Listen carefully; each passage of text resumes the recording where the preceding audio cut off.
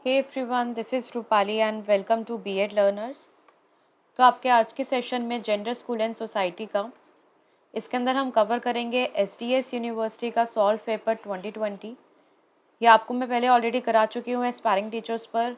आपको वहीं से आपको मैं ये दोबारा एक बार रिपीट करा रही हूँ। इसके बाद जितने भी सेशंस आपके 13 to 14 सेशंस मैं आपके एस्पायरिंग टीचर्स पर अवेलेबल करा चुकी हूँ, उसकी एक बार रिवीजन अगर आपको चाहिए एक ही सेशन के अंदर तो आप एक बार कमेंट करके बता सकते हैं कि सभी सेशन का कंबाइंड वीडियो आप लोगों को मिल जाएगा। नेक्स्ट ये है मेरे सोशल मीडिया हैंडल्स। टेलीग्राम से आप जुड़ सकते हैं, इंस्टाग्राम से आप जुड़ सकते हैं। स्टार्ट करते हैं अपने पहले क्वेश्चन से। The term feminine and masculine are closely link to. जो आपका फेमाइन एंड मेस्कुलाइन है वो क्लोजली लिंक किससे है? सेक्स से, जेंडर से, सेक्सिज्म या फिर ऑल ऑफ द अबव। तो देखिए ये आपके क्या होते हैं, फेमाइन और मेस्कुलाइन, ये आपके जेंडर्स होते हैं। आपके फेमाइन आपका फीमेल हो गया और मेस्कुलाइन आपका मेल हो गया। तो ये दोनों जेंडर्स होते हैं, तो उसका करेक्ट आंसर क्या है आपका? बी ऑप्शन, लिंग। Next, gender roles are. अब यहाँ पे जो लिंग की भूमिकाएं होती हैं वो सोशली कंस्ट्रक्ट की जाती हैं, पर्सनली कंस्ट्रक्ट की जाती हैं, या नेचुरली होता है, या फिर नन ऑफ द अबव। तो यह हम बहुत बार पढ़ चुके हैं। जेंडर रोल्स जो होते हैं वो सोसाइटी निर्धारित करती है, आपकी सोसाइटी बनाती है कि आप कैसे, या एक फीमेल है या फिर आपका एक मेल है तो वो कौन से काम करेंगे, उनके रोल्स क्या होंगे, और एक मेल के क्या रोल्स होंगे। तो ये कौन फॉर्म करता है? ये आपकी सोसाइटी फॉर्म करती है। तो वो क्या हो जाएगा? आपके सोशली कंस्ट्रक्ट किए जाते हैं आपके जेंडर रोल्स। तो करेक्ट आंसर आपका क्या है? A option. Next, which is included in gender roles. अब इसमें पूछा गया है जेंडर रोल्स के अंदर क्या चीज़ें इंक्लूडेड होती हैं। Behaviour of man and women, activities of man और वुमेन, एटीट्यूड ऑफ मैन और वुमेन, या ऑल ऑफ द अबव। आपके यहाँ पर जो जेंडर रोल्स के अंदर कि अब यहाँ पे मैन का कैसा बिहेवियर रहेगा, या यहाँ पर आपका मैन और वुमेन की क्या क्या एक्टिविटीज़ रहेंगी, आपके एटीट्यूड क्या रहेंगे मैन और वुमेन के, तो ये सारे कौन डिसाइड करता है? अभी हमने पढ़ा सोसाइटी डिसाइड करती है आपके, क्योंकि ये सोशली कंस्ट्रक्ट होती है, आप उन्हीं के आधार पर करते हो, सोशली कंस्ट्रक्ट होते हैं ये सब। तो करेक्ट आंसर क्या है आपका यहाँ पे? D option. Gender stereotype is meant that gender is linked with. अब यहाँ पर क्या पूछा है? जो जेंडर स्टीरियोटाइप होते हैं वो किस लिए बने होते हैं कि जेंडर किस चीज़ से लिंक्ड होता है आपका? सर्टेन एट्रीब्यूट से, कि कुछ विशेषता हैं आपकी उनसे, या जेंडर थॉट से, सर्टेन रोल्स से, या ऑल ऑफ द अबव। देखिए जेंडर स्टीरियोटाइप क्या होता है आपका कि यहाँ पर मेन और वुमेन जो आपका, या बॉय या फिर गर्ल जो है, इनके जो जेंडर्स हैं इनके बीच में डिस्क्रिमिनेशन किया जाता है, और इनको लेकर एक जेंडर को लेकर एक पर्टिकुलर थॉट बना लिया जाता है। क्या बनाया जाता है? पर्टिकुलर या स्पेसिफिक थॉट फॉर्म कर लिया जाता है यहाँ पर, विचार जिसे हम बोलते हैं। तो उन्हीं के थॉट्स के ऊपर आपका स्टीरियोटाइप डिपेंड होता है, कि जैसे कि कुछ पहले से चलते आ रहे हैं कि जो गर्ल्स होती हैं वो घर के काम करेंगी, यहाँ पर एजुकेशन उन्हें नहीं मिलेगी, तो ये एक थॉट्स है, उनको इतना पढ़ाना नहीं चाहिए। तो ये एक स्टीरियोटाइप है, रूढ़िवादिता यहाँ पर है जिसे हम बोलते हैं। तो ये किससे लिंक होता है आपका? तो यहाँ पे उनके रोल्स क्या होंगे डिपेंड करता है, सर्टेन थॉट्स क्या होंगे, और एट्रीब्यूट्स। तो यहाँ पे जो करेक्ट आंसर आपको मिल जाएगा वो है आपका D option. Next, the term empowerment refers to. आपका जो एम्पावरमेंट टर्म है आपका, तो ये किस चीज़ से संदर्भित करता है? Development of ability of decision making, motivation of critical thinking, creation of access to resources, या ऑल ऑफ द अबव। तो यहाँ पर आपको बताना है एम्पावरमेंट का मतलब क्या होता है, वो किस चीज़ से रेफर करता है यहाँ पर। तो उसका जो करेक्ट आंसर है आप लोगों का वो है, यहाँ पे सारे ही ऑप्शंस बिल्कुल करेक्ट हैं, कि एक development of ability of decision making, कि आपके अंदर इतना निर्णय लेने की क्षमता होनी चाहिए, उसका विकास कराना, मोटिवेशन कराना क्रिटिकल थिंकिंग को, महत्वपूर्ण सोच की यहाँ पे प्रेरणा करना, या फिर creation of access to resources यहाँ पर। तो करेक्ट आंसर आपका क्या है? D option. Next question,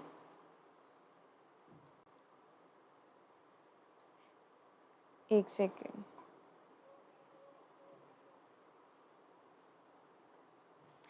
next question है आप लोगों का यहाँ पर, empowerment means active participation in decision making, equal opportunity देखिए, एम्पावरमेंट की यहाँ पे डेफिनेशन दी हुई है आपकी कि एम्पावरमेंट का मतलब क्या होता है कि एक्टिव पार्टिसिपेशन कराना डिसीजन मेकिंग के अंदर आपका, इक्वल अपॉर्चुनिटीज़ प्रोवाइड कराना, इकोनॉमिक फ्रीडम होना, एंड यहाँ पे the right to give opinion and access to productive resources that can make enable to increase the earnings, कि आपकी जो अर्निंग्स को इंक्रीज कर सके उसका।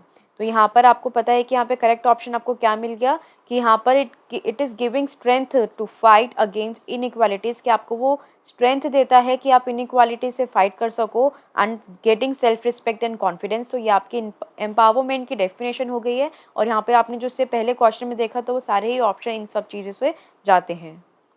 Next, most important role in resolving gender issues is of, यहाँ पे पूछा है कि एक महत्वपूर्ण रोल क्या होगा जेंडर इश्यूज को रिजॉल्व करने में, पॉलिटिक्स, एजुकेशन, रिलीजन या नन ऑफ द अबव।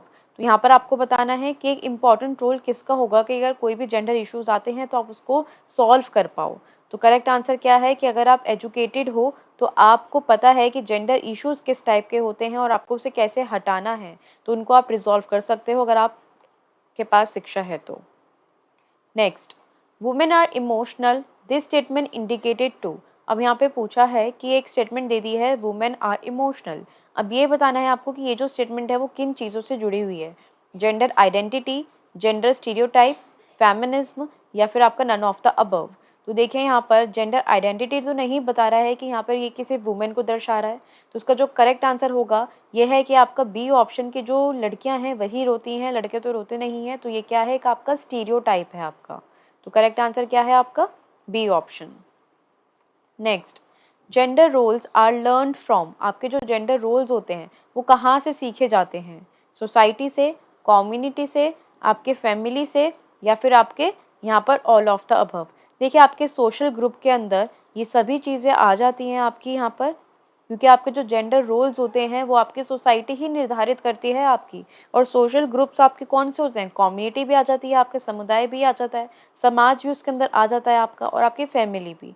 तो करेक्ट ऑप्शन यहाँ पे क्या होगा आपका, D option. Next, which statement is false, यहाँ पे पूछा है कि इसमें से कौन सी स्टेटमेंट सही नहीं है।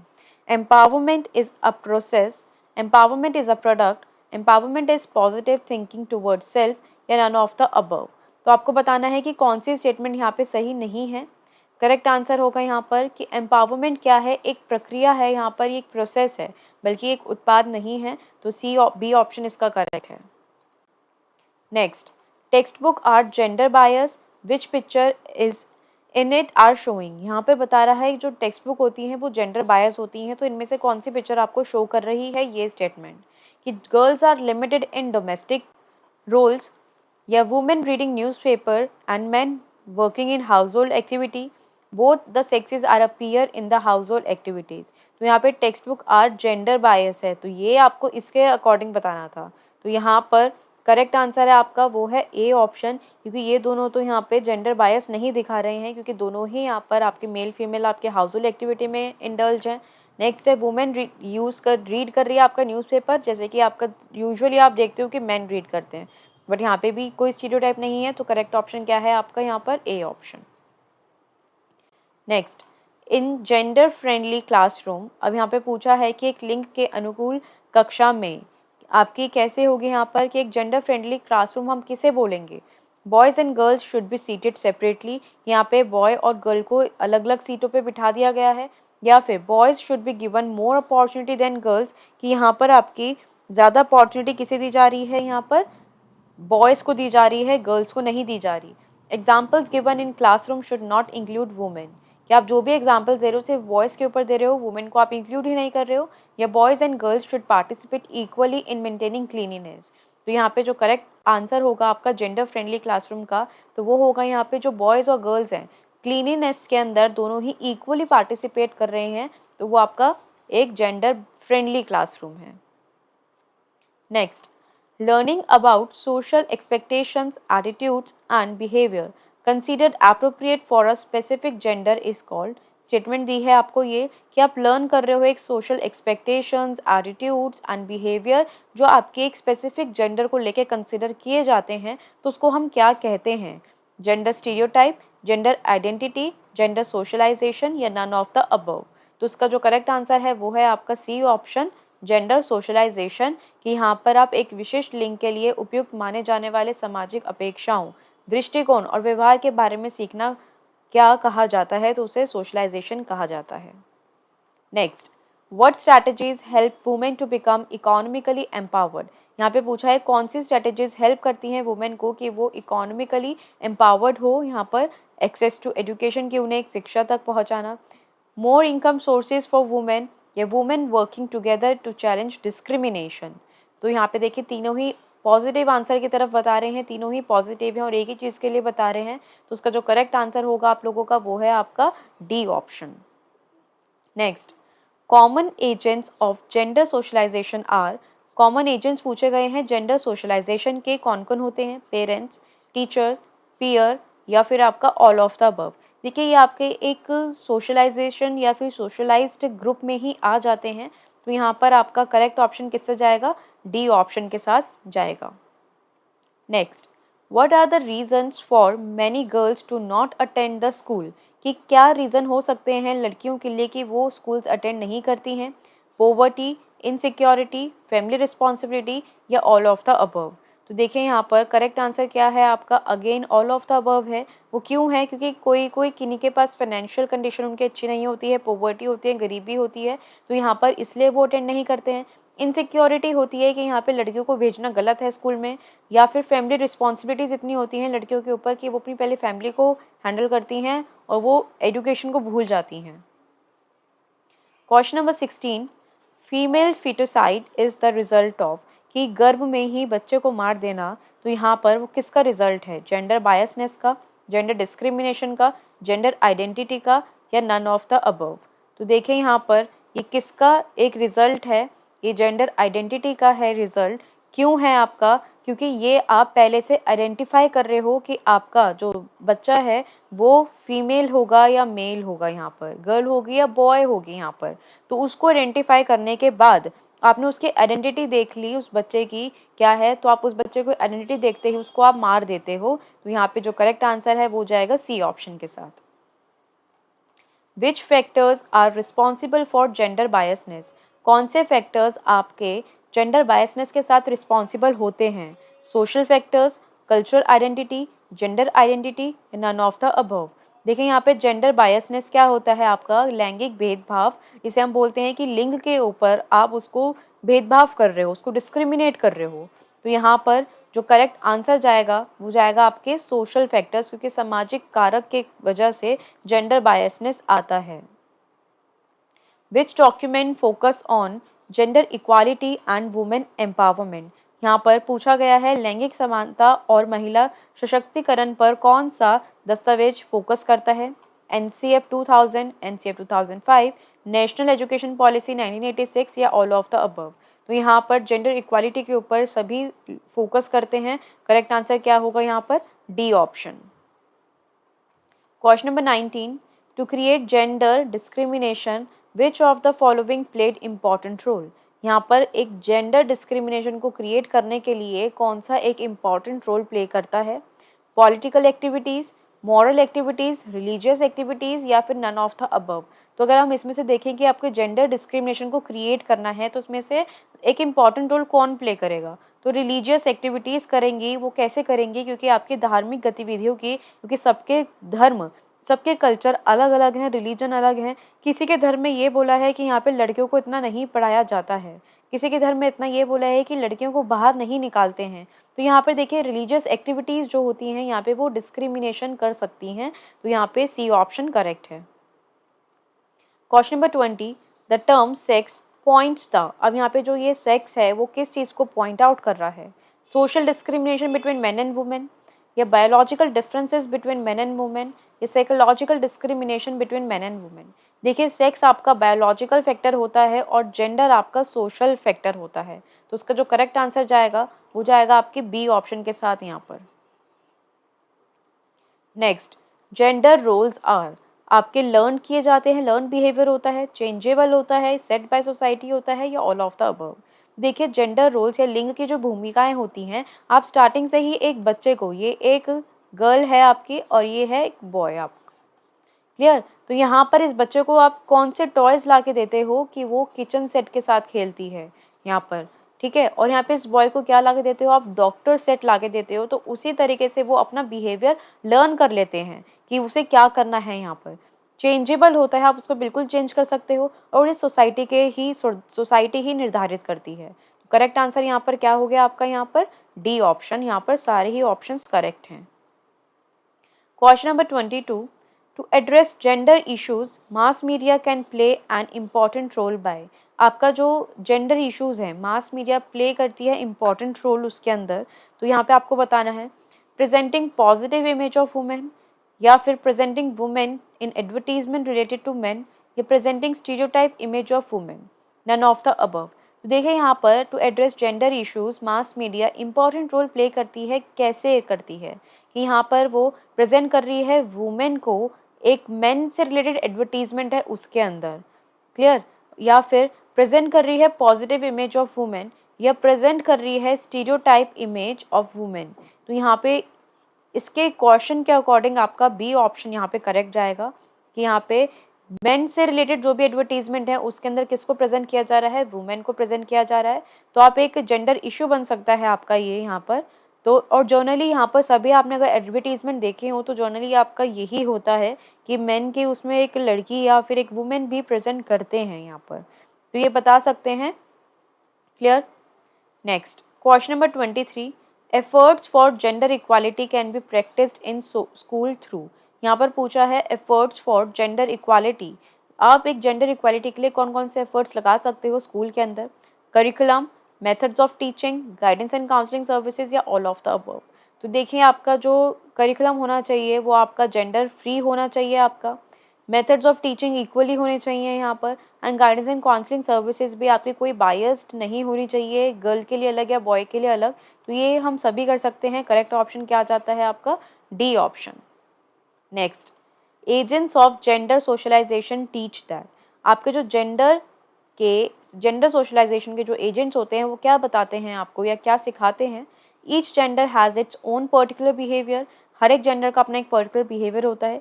To treat gender as equal, या नथिंग टू टीच, उनको कुछ भी नहीं बताता है, या नन ऑफ द अबव।